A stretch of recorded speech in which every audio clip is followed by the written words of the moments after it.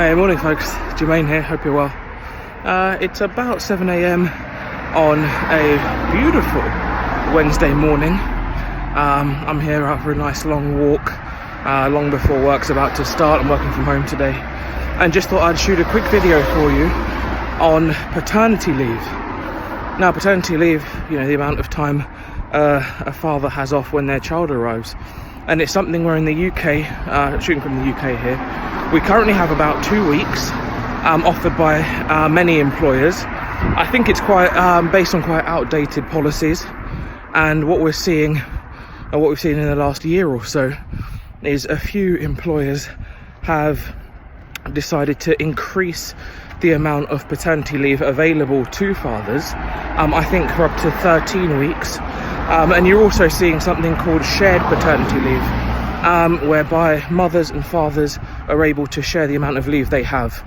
You've got to make some compromises in what you get paid, but that's broadly how things are set out.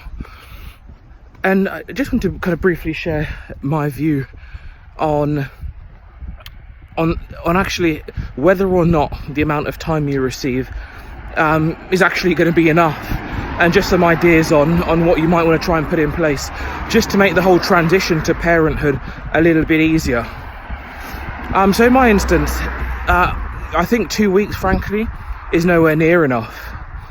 In 2 weeks it really is more of a time where you're incredibly responsive to the baby's needs. You are learning how to care for this little life. You're going to be supporting your partner in her recovery. And during that time, your sense of reality can easily just be flipped on its head.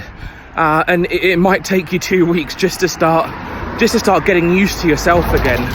And then to have to go back to work is actually incredibly challenging. So I think the first thing I'd suggest is more time. If leave is available and if you're able to extend your leave, definitely take it. I think even in the 2 weeks, if you find that you manage to find your feet again, take the extra time. It's time to bond with your child, and it's time to actually reconnect with your partner. Really important. The second thing to consider is whether or not your work will allow you to compress your hours. So whereas most of us say work, for example, a 40-hour week, it doesn't necessarily have to be done over 5 days. Perhaps there's an option to actually condense it into 4, work a 10-hour day, and then just have that additional, that 5th day that you can actually invest again in your family time. I think in a lot of instances when you have your first child, we don't always realise that this is a time that we're never ever going to get back. Can't replicate it, it's not possible. And so invest enough time to try and do that if you can. Where it comes to things like then shared parental leave, very much a decision that you've got to make as couples, whether or not you want to and can afford to make the salary sacrifices, and if that's really the right thing for you in the long run. But I just wanted to say, and that just to summarize, 2 weeks really in many respects isn't enough. And if you can take longer just to get congruent, find your feet again, reconnect with your family, there's nothing wrong with that at all.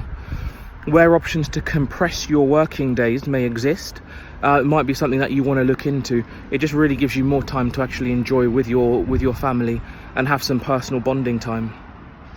Where options like shared parental leave may exist, it's something that you might want to look into, but it's very much down to your own individual circumstances.